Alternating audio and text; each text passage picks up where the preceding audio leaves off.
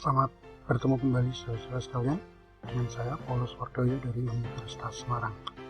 Hari ini kita akan belajar mengenai matrix space, matrik yang biasa digunakan untuk melakukan analisis di dalam manajemen strategik.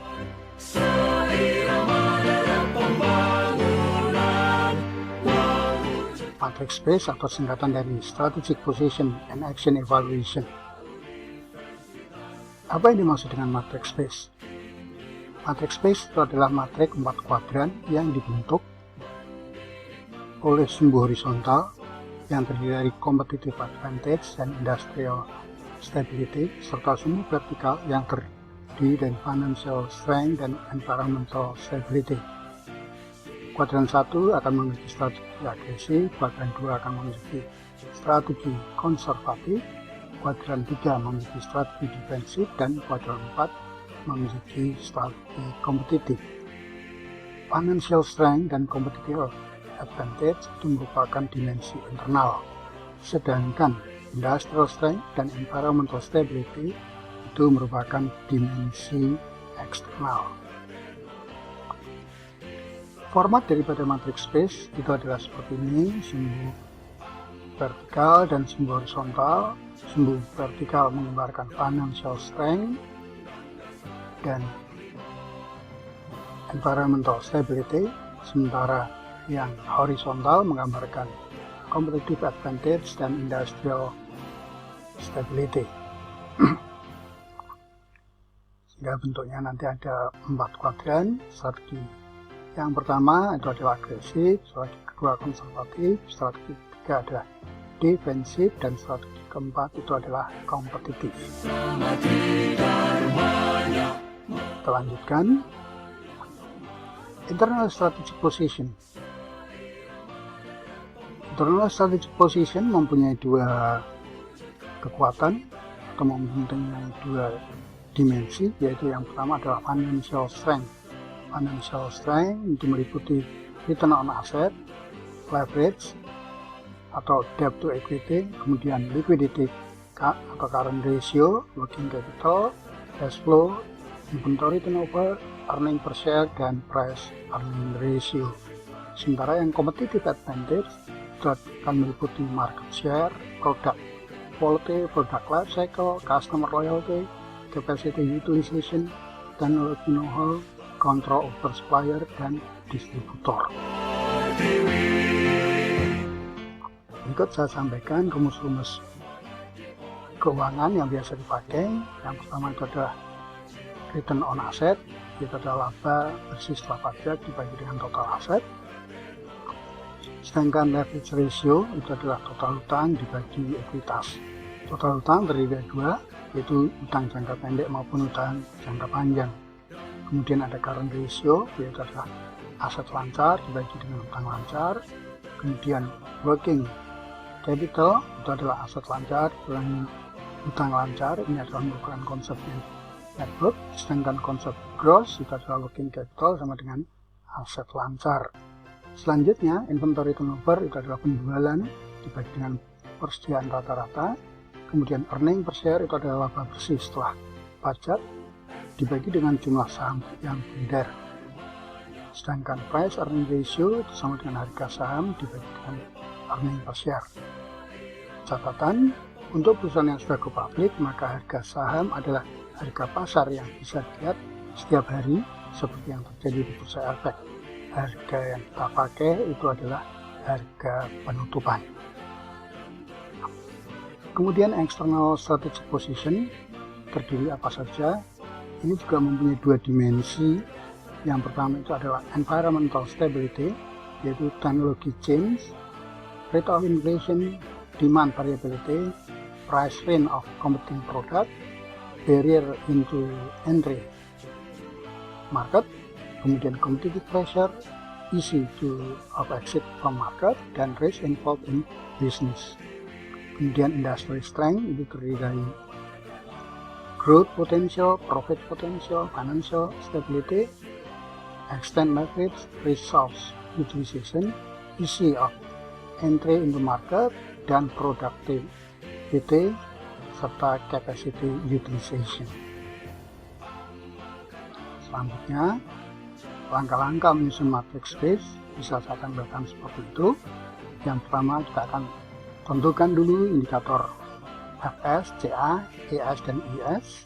Kemudian untuk Fs dan Is kita beri skor dari 1 yang terjelek sampai dengan 6 yang terbaik.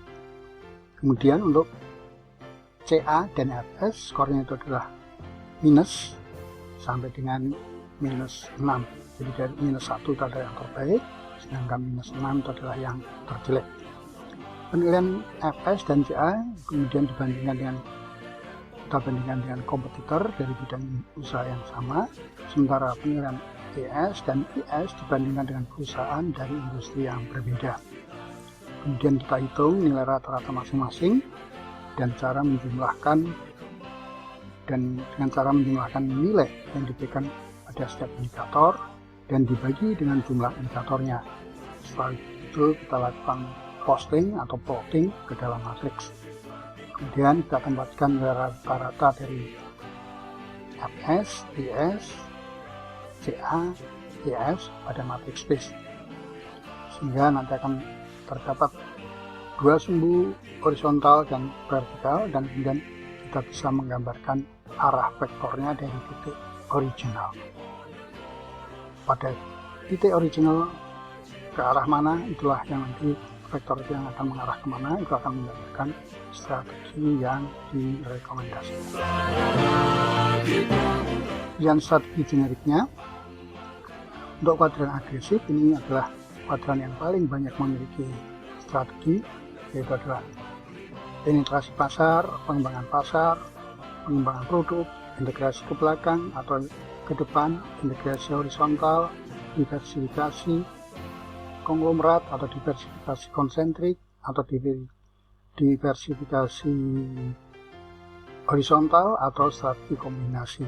Tapi perlu diingat bahwa itu semuanya sangat bergantung pada kondisi spesifik dari perusahaan. Kemudian kuadran konservatif ini mempunyai indikasi yang dekat dengan kompetensi dasar dan serta tidak boleh mengambil risiko yang berlebihan. Oleh itu, strateginya adalah melakukan penetrasi pasar, pengembangan produk, dan diversifikasi konsentrik.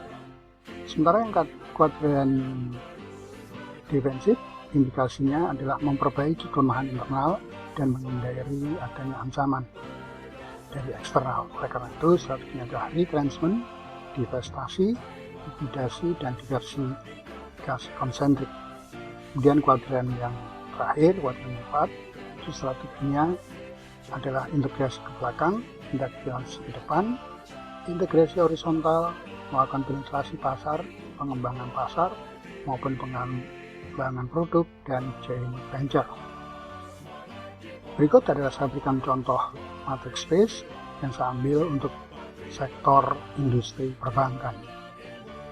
Yang pertama, kita sajikan dulu financial strength, seperti itu. Katakanlah dia mempunyai 4 indikator dan kita beri peringkat atau kita beri skor yang positif, dan kemudian selanjutnya kita jumlahkan, skornya adalah 9. Kemudian kita lanjutkan dengan yang berikutnya, yaitu adalah industrial strength. Ini juga kita beri tanda yang positif, katakanlah indikatornya seperti ini. Kemudian kita berikan peringkat dan selanjutnya kita jumlah, totalnya ada 10.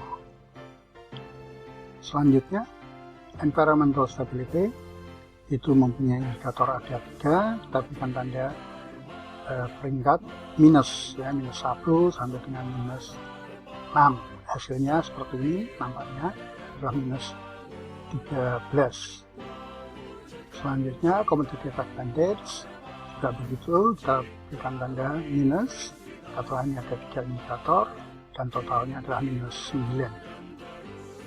Langkah berikutnya